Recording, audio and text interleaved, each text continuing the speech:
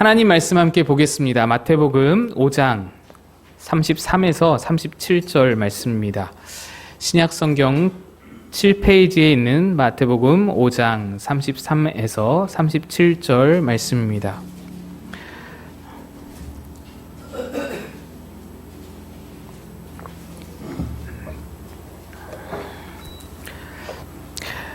한 절씩 교독해서 읽겠습니다. 또 옛사람에게 말한 바 헛맹세를 하지 말고 내 맹세한 것을 주께 지키라 하였다는 것을 너희가 들었으나 나는 너희에게 이르노니 도무지 맹세하지 말지니 하늘로도 하지 말라 이는 하나님의 보좌임이요 땅으로도 하지 말라 이는 하나님의 발등상임이요 예루살렘으로도 하지 말라 이는 큰 임금의 성임이요 내 머리로도 하지 말라 이는 내가 한 터럭도 희고 검게 할 수 없음이라. 같이 읽습니다.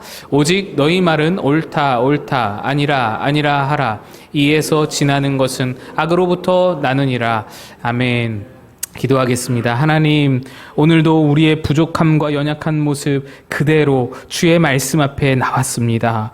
우리에게 말씀하여 주시사 우리를 새롭게 하여 주시고 주의 말씀을 잘 듣고 또 받들어서 삶 가운데 말씀을 드러내며 살아가는 우리가 되게 도와 주옵소서. 전하는 자 감춰 주시고 말씀과 은혜만 바라며 예수님 이름으로 기도합니다. 아멘. 제가 중학교 다니던 시절에 아이들 사이에, 특히 남자 아이들 사이에서 굉장히 좋지 않은 문화가 있었습니다. 자신의 결백을 주장할 때나 자신의 진실함을 입증하려고 할 때 아이들이 엄지손가락에 침을 묻혀서 이마에 찍는 행위를 했습니다. 그 뜻이 굉장히 저속하고 적절하지 않아서 제가 말씀드리기는 어렵지만 어머니를 건다라는 그런 의미였습니다.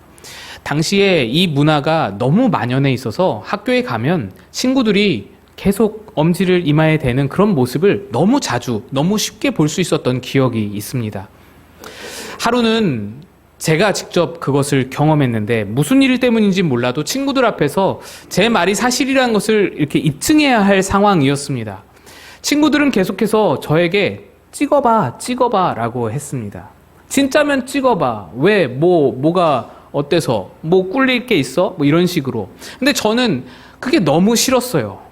제 말이 거짓말이라서가 아니라 왜 여기에 어머니를 걸어야 되는지, 어머니를 건다는 것 그 자체가 너무 내키지가 않아서 하지를 않았습니다. 그런데 그걸 못하는 저를 보면서 친구들이 그 못하는 거 보니까 거짓말이네, 가짜네, 진짜면 찍지 왜 못 찍어? 야, 나는 언제든지 찍을 수 있어. 그러면서 자기 엄지로 막 이마를 찍어대는 그런 모습을 보이면서 이거 봐, 난 떳떳해, 떳떳하면 아무렇지도 않아, 그러면서 저를 막 조롱했던 그런 기억이 납니다. 지금 생각해보면 중학교 2학년, 1학년 굉장히 어린 친구들이었는데 그 어린 아이들 사이에 어떻게 그렇게 좋지 않은 문화가 퍼질 수 있었을까 생각이 듭니다. 아마도 사회의 신뢰도가 떨어질수록, 거짓이 팽배한 그런 사회일수록 자신의 결백과 진실을 입증하기 위해서 애나 어른이나 갖은 방법을 다 사용하였던 것 아닌가 싶습니다. 오늘 말씀에 등장하는 맹세라는 것도 자기 자신을 입증하기 위한, 신뢰가 무너진 상황에서 자기 자신을 입증하기 위한 방법 중에 하나인데, 맹세라는 것 그 자체로는 효력이 크지 않다 보니까 사람들은 자꾸만 뭘 걸어서 맹세합니다. 그냥 나 맹세해, 나 맹세할게 라고 하는 것보다 내 손에 장을 지지겠다, 내가 맹세하는데 내 손에 장을 지진다 라고 하면 뭔가 더 강력하죠. 그렇게 자기 손을 걸거나 내 이름을 걸거나 목숨을 걸고 명예를 걸고 심지어 자기 어머니를 걸기까지 하면서 자기 진실을 입증하고자 하는 것입니다. 이스라엘 문화에서도 이렇게 뭔가를 걸고 맹세하는 일은 아주 흔하게 있던 일이었습니다. 그런데 예수님은 이런 맹세 문화에 대해서 오늘 본문에 이렇게 말씀하시죠. 도무지 맹세하지 말라. 아니, 도무지 맹세하지 말라 하시면 우리는 국기에 대한 맹세는 어떻게 하겠습니까? 또 법정에서 증인으로서 진실만을 말할 것을 맹세합니다. 이거 하면 안 되는 것일까요? 실제로 이 말씀을, 예수님의 이 말씀을 문자 그대로 해석하여서 법정에서 맹세를 거부하는 자들이 있었습니다. 영국에서 일어난 기독교 한 분파인 퀘이커 교도들이 그렇게 했습니다. 그러나 이것은 말씀을 지나치게 문자적으로 해석한 경우입니다. 예수님은 그런 의미로 하신 말씀이 아니었습니다. 이 말씀은 앞서 다뤘던 살인하지 말라, 간음하지 말라라는 말씀과 똑같이 당시 서기관과 바리새인들이 맹세에 대해 어떤 인식을 가지고 있었는지 이 말씀의 배경을 제대로 알아야 올바르게 이해할 수가 있습니다. 본문 33절, 34절입니다. 또 옛사람에게 말한 바 헛맹세를 하지 말고 내 맹세한 것을 주께 지키라 하였다는 것을 너희가 들었으나 나는 너희에게 이르노니 도무지 맹세하지 말지니. 예수님은 헛맹세하지 말고 맹세한 것을 지키라라고 너희가 들었으나 라고 하십니다. 계속해서 무엇이라고 너희가 들었으나 나는 너희에게 이르노니 라는 형식으로 말씀하시는 겁니다. 여기서 들었다라는 것은 성경이나 율법을 말씀하는 게 아니라고 말씀드렸죠. 유대인들이 하나님이 주신 율법을 본래 의도와 다르게 왜곡해서 후대에 전한 그 가르침을 들었으나 라고 표현하신 것입니다. 그 가르침들은 지난 시간에 다뤘듯이 살인만 안 하면 돼, 살인만 안 하면 사람들에게 화내고 미워하고 바보라고 하고 그래도 괜찮아, 불륜만 아니라면 돼, 불륜만 아니라면 맘대로 이혼하고 새장가 가고 그래도 괜찮아 라는 생각들이었습니다. 예수님은 그런 것들을 깨뜨리시면서 너희는 천국을 가진 자로서 이웃을 사랑하는 데까지 나아가야 된다. 살인만 안 하는 정도가 아니라, 못된 짓 안 하는 정도만 아니라 사랑하는 데까지 나아가라.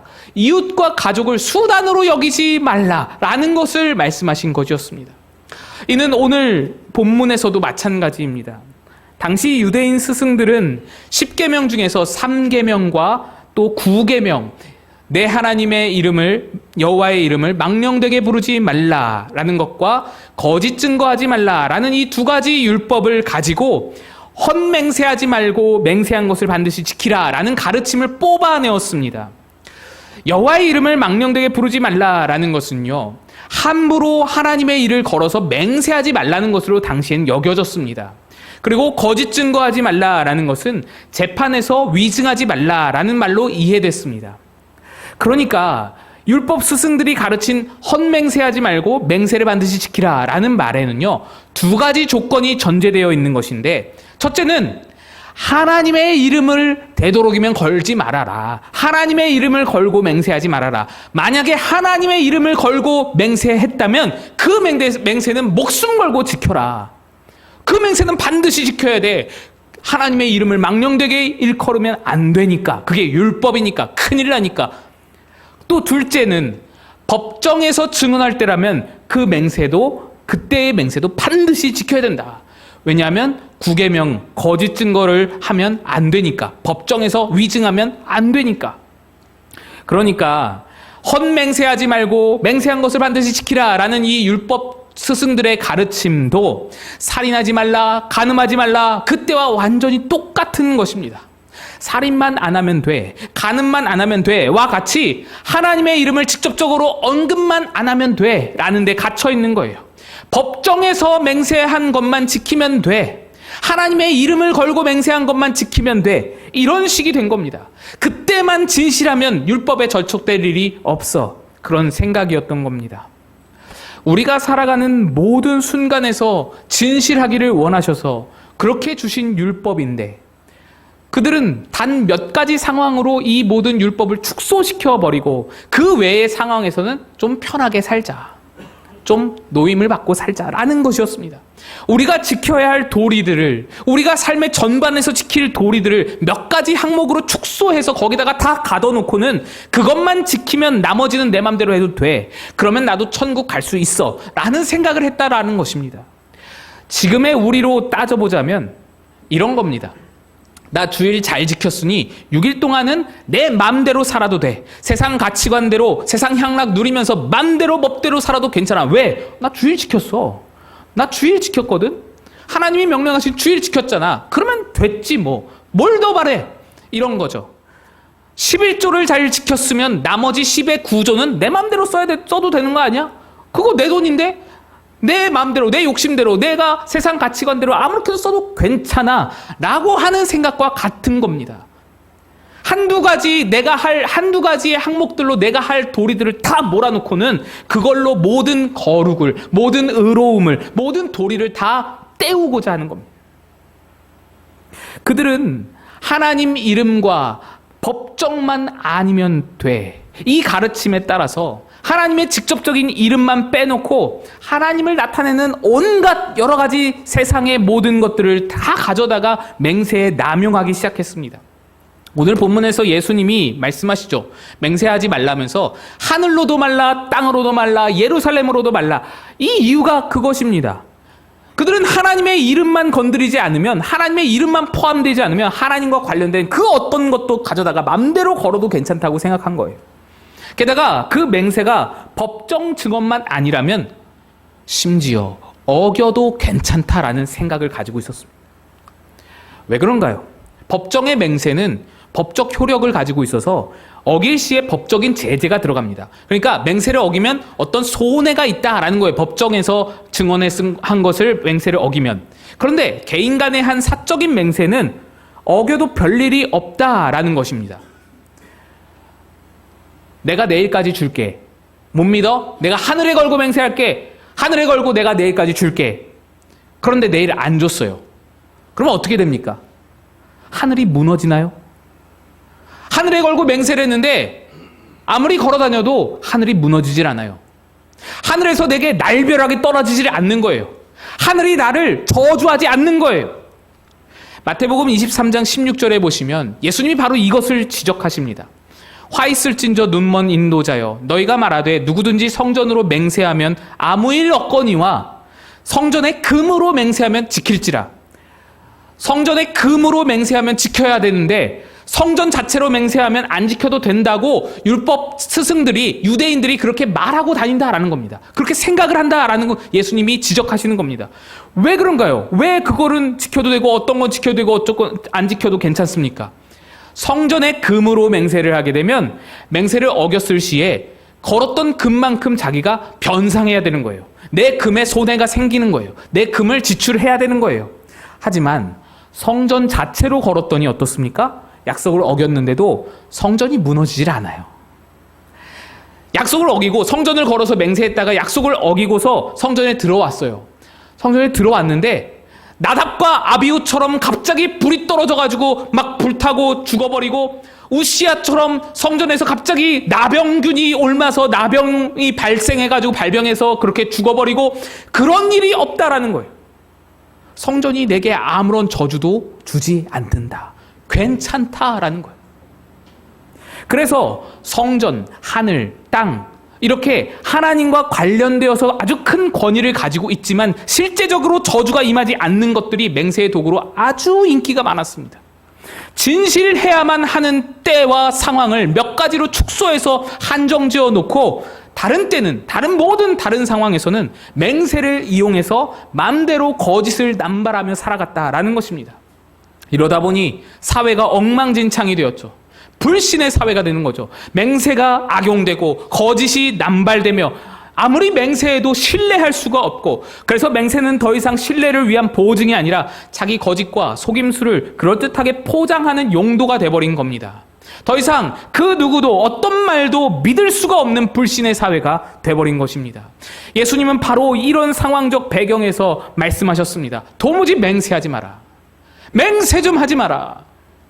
국기에 대한 맹세를 말하거나 법정에서 맹세하지 말라는 말씀이 아닙니다. 맹세를 끌어다가 너의 이익을 취하지 말아라. 하나님과 관련된 그 하나님의 피조물, 거룩하고 신성시 여겨야 할 것들을 가져다가 끌어다가 이웃을 속이는 도구로 사용하지 말아라.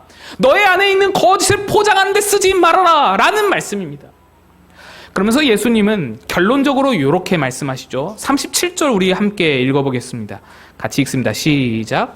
오직 너희 말은 옳다 옳다 아니라 아니라 하라. 이에서 지나는 것은 악으로부터 나느니라. 어떤 분들은 이 말씀을 읽고 옳은 것은 옳은 것이고 아닌 것은 아닌 것이야 이렇게 오해를 합니다.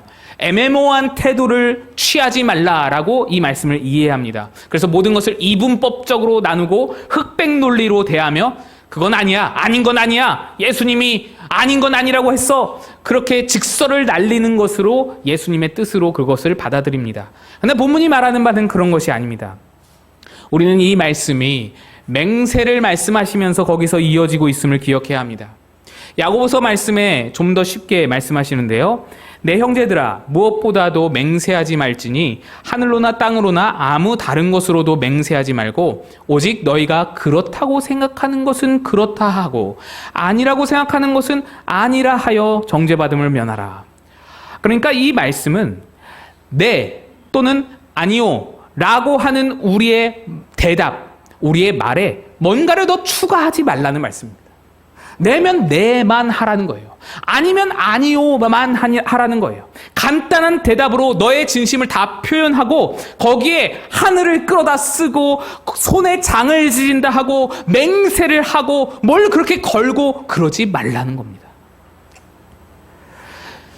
교회에서 말다툼이 생기고 논쟁이 일어나면요, 누가 이기나요? 여러분, 누가 이깁니까? 가장 먼저 이 말을 하는 사람이 무조건 이깁니다. 어떤 말인가요? 하나님은 내 마음 아셔. 이 말하면 끝납니다. 하나님은 내 마음 아셔 라고 하나님을 가져다가 쓰면 반대편 사람은 더 이상 쓸 게 없어요.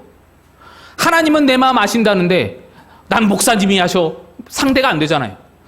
하나님이 내 마음 아신다는데 난 장로님이 아시는데 장로님이 게임이 안 되는 거예요. 쓸 게 없는 겁니다. 하나님을 가져다가 쓰는 사람이, 먼저 하나님을 가져다 쓰는 사람이 이기는 거예요. 하나님이 이렇게 말씀하셨는데 하나님의 뜻이 이런데, 이러면 끝나는 거예요. 할 말이 없습니다. 더 이상 논박이 안 되는 거예요. 예수님은 지금 그거 하지 말라는 겁니다. 그렇게 네, 아니요, 이것을 넘어서는 추가적인 모든 말들은 다 악에서 난다라는 겁니다. 왜 악입니까? 그게 왜 악일까요? 사람들이 네와 아니요 대답 외에 무언가를 더 끌어다가 추가하여서 자기 대답을 강화하고자 하는 이유가 무엇인가요? 지금 예수님이 지적하시는 서기관과 바리새인의 경우에는 자기 거짓을 숨기고 남을 속이기 위해서, 남을 어떤 등쳐먹기 위해서, 남에게서 내 이익을 뽑아 먹으려는 그런 의도로 맹세를 주로 사용했습니다. 하지만 우리는 그 정도는 아니죠. 적어도 남을 대놓고 거짓으로 속이려는 마음은 우리에게는 없어 보입니다. 그런데 우리에게도 비슷한 악이 있습니다. 사람들이 나를 옳게 봐주기를 원하는 마음이 우리에게 있죠.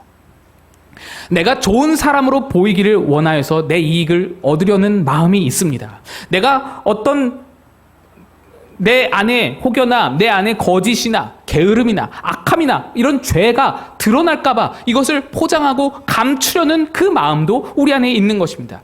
우리도 이러한 이유로 우리의 말을 과장하고 포장하려 한다는 것입니다. 굳이 맹세가 아니더라도요, 핑계대는 것도 마찬가지입니다. 내키지 않는 상황에서 그것을 좀 회피하려고 또는 사실을 감추기 위해서 다른 것을 끌어다가는 방패막이로 내 앞에 세워두죠. 제가 여러분에게 자주 대는 핑계가 있습니다. 신방 시간에 늦었어요. 그러면 저는 100이면 100 이렇게 말합니다. 아이고, 차가 너무 막혀요. 차가 너무 막히네요. 이 말의 속뜻이 무엇인가요? 나는 절대로 늦을 사람이 아닌데, 나는 늦을 사람이 아닙니다. 그런데 저 교통 상황이 나를 늦게 했습니다. 교통 상황 뒤로 내가 숨는 겁니다. 숨어서 내가 받을 비난을 교통 상황이 대신 받게 하고 나는 비난을 모면하면서 좋은 사람의 명성을 유지하고자 하는 겁니다. 맹세라는 것도 마찬가지예요.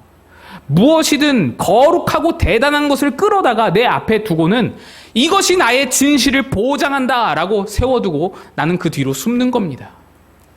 그냥 나로서, 나 자체로서 내가 가진 진심으로 진실을 그렇게 이야기하는 것이 아니라 나 자체로는 뭔가 부족함을 느끼고 나 자체로는 설득이 안 될 것 같고 자꾸만 뭔가를 부족함을 느껴서 뭔가를 끌어다가 놓고 나를 포장하고 나를 덧대고 나를 꾸미고 하는 것입니다. 이에서 지나는 것은 악에서 나느니라 하시는 말씀이 그 의미예요. 그 의미입니다. 자기가 가지고 있는 자신의 진실함만으로 그것으로 꾸밈이 없이 사람들을 대하라는 예수님의 말씀인 겁니다. 혹시 사람들이 나를 믿어주지 않는다면 그러면 어쩔 수가 없는 거예요. 뭘 더 꾸며가지고 내 말을 믿게 하도록 할 필요가 없는 거예요. 그럴 수 없는 거예요. 내가 그에게 믿음을 주지 못한 것이지 누구를 탓하겠어요? 내 잘못이에요. 내가 그동안 그에게 믿음을 주지 못한 거예요.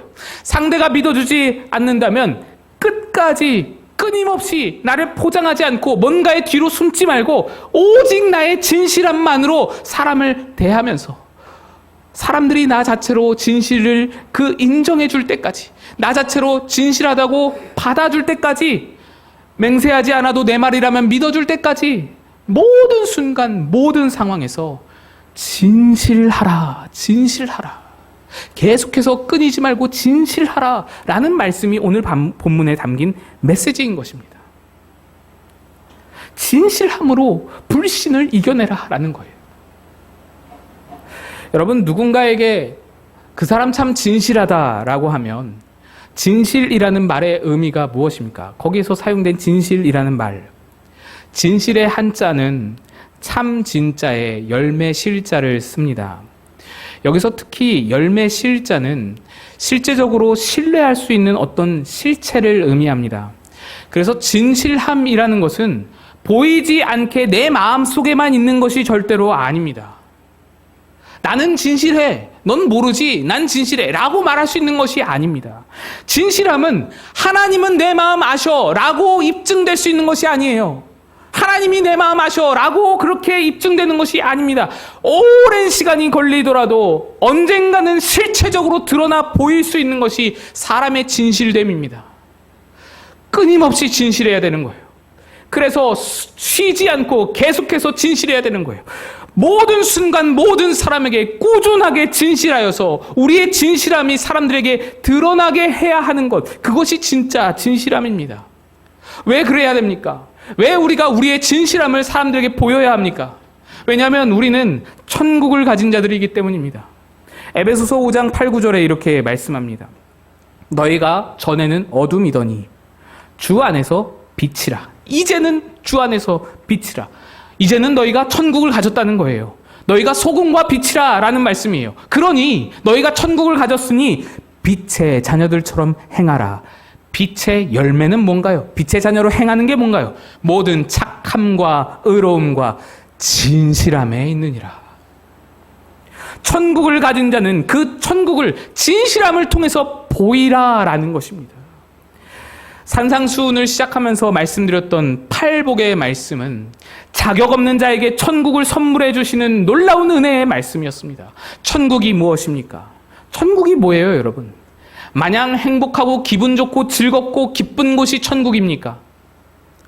만약에 천국이 그런 곳이라면, 그냥 기분 좋은 곳이 천국이라면 유토피아와 같은 말일 것입니다. 그런데 어느 누구도 천국을 유토피아라고 부르지 않습니다.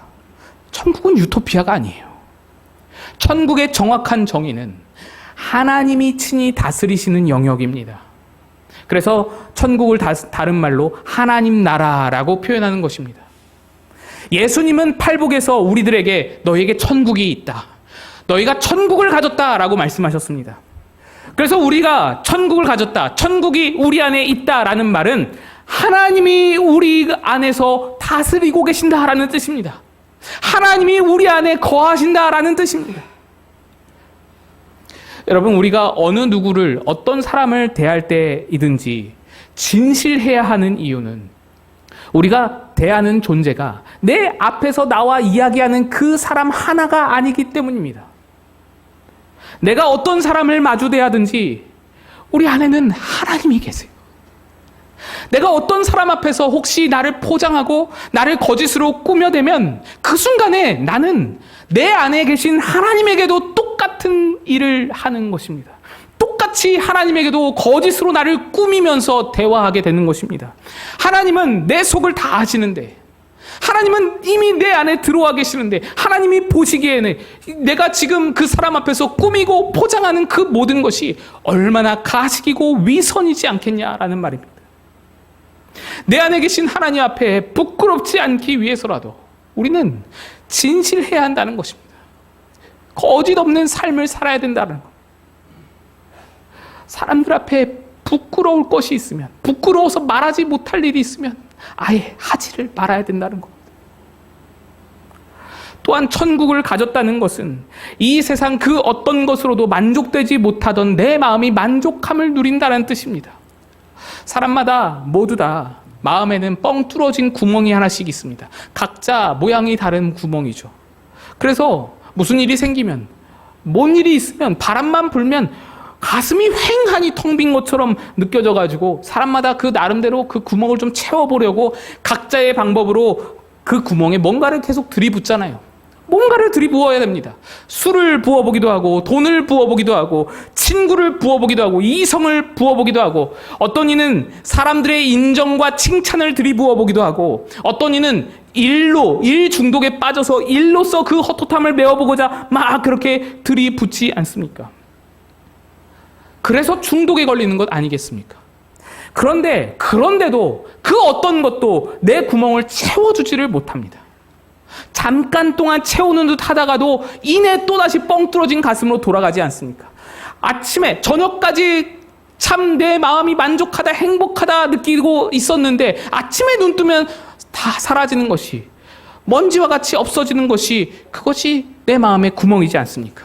그런데 그런 삶이었는데 천국을 만났더니 내 마음 구멍에 딱 들어맞는, 어떤 것으로도 채워지지 않던, 맞지 않던 그 구멍이 천국을 만났더니 딱 알맞게 들어맞는 조각으로 내 구멍을 메워주는 것입니다. 그래서 천국을 가지고, 천국을 알아보고, 내 안에 천국을 누리고 살아가는 자는 어떤 더 많은 인정을 받기 위해서 나를 포장하거나 나를 과장할 필요가 없는 겁니다. 나는 가짜가 아니니까요. 난 더 이상 가짜가 아닙니다. 가짜라면 포장해야죠. 가짜라면 여러 가지로 꾸며야죠. 그러나 나는 진짜니까, 나는 진짜를 가진 자이니까 그 진짜가 내 안에 있기 때문에 다른 것으로 나를 꾸밀 필요가 없는 것입니다. 하나님이 내 안에 계시다는데, 그런데 진실하지 못할 이유가 없는 것입니다. 내가 진실하여서 얻게 되는 어떤 손해와 불편도 내 안에 계신 하나님과는 견줄 수가 없는 겁니다. 내가 진실함으로 인해서 무엇을 잃게 되더라도 내 안에 계신 하나님을 잃는 것보다 더 큰 손해는 없는 것입니다. 엊그제 유명한 트로트 가수가 구속되었습니다. 여러분 잘 아시는 김호중 씨입니다. 그분은 음주운전을 하다가 사고를 냈습니다. 그리고 사고를 처리하지 않고 그대로 도주했습니다. 뺑소니였죠. 여기까지만 하더라도 해서는 안 될 일을 했습니다. 여러분, 음주운전은 저는 개인적으로 살인미수라고 생각합니다. 자동차 운전이라는 것은 정상적인 사고를 가지고 운행할 때에만 운행이라고 하지, 정신 이상자가 운전대를 잡으면 그건 엄청난 흉기이자 살인 병기가 아니겠습니까? 그래서 저는 음주운전은 살인 미수라고 생각합니다. 김호중 씨는 음주운전 한 것만으로 엄청난 잘못을 저질렀습니다. 그런데 그렇다 하더라도 거기까지는 어떻게 용서받을 수도 있다 생각이 듭니다. 그렇죠. 잘못했지만 잘 수습하고 반성하고 사과하고 처벌받고 충분히 자숙하고 그러고 돌아왔다면 다시 사랑받을 수 있는 어떤 개연성이 있을 겁니다. 그런데 사람들이 지금 그를 용서하지 못하는 이유가 무엇입니까? 진실하지 못했기 때문에. 운전자를 바꿔치기 하려고 하다가 그러다 안 되니까 술을 안 마셨다고 발뺌하고 거짓이 꼬리에 꼬리를 무는 것을 보면서 모든 사람들이 너무나 큰 실망감을 갖게 되는 겁니다. 그런데 저는 목사로서 더 안타까운 것이 그가 교인이라는 것이고, 더 마음 아픈 것은 한때 그는 간증 프로그램에 나가서 신앙 간증까지 했던, 하나님의 은혜를 정말 말로 다 할 수 없는 은혜를 경험했던 사람이라는 것입니다. 그를 가르쳤던 김천예고 서수용 선생님은 그를 처음 테스트하던 자리에서 너의 목소리는 정말 하나님이 주신 목소리다 라고 극찬을 아끼지 않았습니다. 그의 음악적인 재능은 자타가 공인하는 하나님이 주신 달란트였습니다. 모두가 다 인정했습니다. 너는 하나님이 주신 달란트를 가졌다. 간증 프로에서 그가 이렇게 고백했습니다. 무대에 서거나 콩쿠르나 대학 입시에서나 어느 때나 항상 노래하기 전에는 저는 꼭 기도를 하고 들어갑니다. 왜냐하면 내 목소리는 하나님께서 주신 달란트이고 하나님께서 나를 이 자리까지 세워주셨기 때문에 내 노래를 하나님께서 받아주시기를 기도하면서 노래를 시작하게 됩니다. 라고 고백을 했습니다. 물론 그 간증이 10년도 더 넘은 간증입니다만 목사인 저는 이 장면이, 이 한 영혼이 너무나 안타까운 거예요. 실수를 했어도 잘못을 했어도 진실했더라면, 하나님 앞에서 진실할 수 있었더라면 어땠을까? 하나님 잘 믿는 사람인데, 하나님께 은혜를 받은 사람인데 진실했더라면 이 정도까지 망가지지는 않았을 텐데. 여러분, 우리가 살아가는 세상에 교회가 이렇게 많은데 밤하늘을 이렇게 창밖을 내다보면은 십자가가 이렇게 무수히도 많이 꽂혀져 있는데, 믿는 사람이 이토록 많다고 하는데 우리 사회는 왜 이렇게 점점 불신의 사회가 되어가는 것일까요? 여러분, 그렇지 않습니까? 사람과의 관계에서 날이 갈수록 신뢰도가 떨어져서 불안과 의심이 계속해서 늘어나고 높아져가고 있지 않습니까? 여러분, 밤길을 걸어갈 때 우리나라가 치안 좋기로 참 유명한데, 그래도 밤길에, 으슥한 밤길에, 골목길에 혼자서 걸어갈 때 누군가 하나를 마주치게 되면, 또는 내 뒤에서 누가 따라오게 되면 남자라도 오싹합니다. 남자라도 무서운 거예요. 여성들은 얼마나 더 하겠어요. 저도 무섭습니다. 저도. 제가 요즘에 평일에는 교회 현관을 되도록 잠궈두고 지내려고 합니다. 저 혼자 교회에 있으니까 이 잠궈두려고 하는데, 왜 그러냐면 원래는 다 열어놨었거든요. 왜 그러냐면 가끔 구걸하러 오시는 분 중에 섬뜩한 분이 있어요. 정말 너무 섬뜩해요. 너무너무 무서워요. 구걸만 하고 가시는데 무섭습니다. 그분은 그냥 순수한 마음에서 저에게 구걸을 하고 그러고 가신다고 생각하실 텐데, 저 스스로 별의별 생각이 다 드는 거예요. 우리 사회가 얼마나 불안도가 높아졌는지, 얼마나 의심이 높아졌는지를 제가 스스로 체감하게 되는 겁니다. 개신교와 천주교를 다 합하면 우리나라 기독교 인구가 30%라고 합니다. 그 30%라도 정말 꾸준히 진실했더라면, 우리나라 사람 3명 중에 1명이 어떤 것을 가져다가 꾸밀 필요가 없는 그 사람 자체로 진실성이 인정이 되는 그런 사람들이었다 하더라도 이렇게 불신이 만연한, 이렇게 불안과 의심이 넘쳐나는 그런 사회가 되었을까요? 그렇지 않겠죠. 그렇지 않았을 겁니다. 우리가 진실함으로 우리가 진실한 마음으로 사회를 대했더라면 사회는 달라졌을 것입니다. 여러분도 그 의견에 동의를 하신다면 지금 이 불신의 사회가 이루어진 이 사회는 우리들의 잘못입니다. 우리들이 진실하지 못함 때문입니다. 말씀을 준비하면서 저 스스로도 반성을 안 할 수가 없었습니다. 회개를 안 할 수가 없었습니다.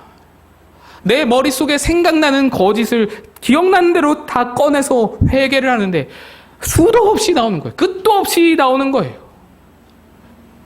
내 안에 계신, 내 안에서 내 거짓과 위선을 다 보고 계셨던, 다 알고 계셨던 그 하나님 앞에서 제가 얼마나 부끄럽고 얼마나 죄송하던지요.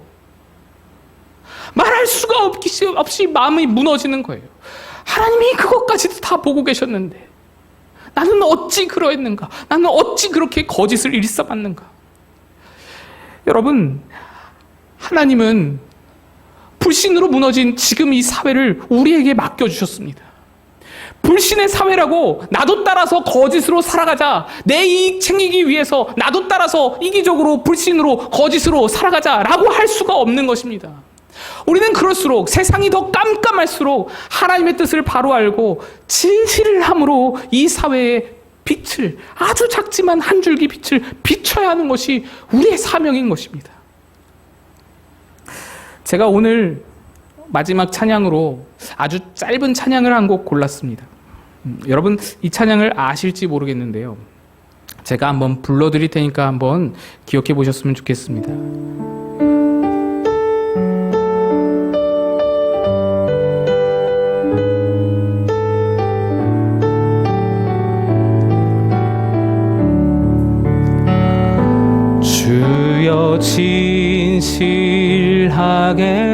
하소서. 오늘 하루 하루 순간을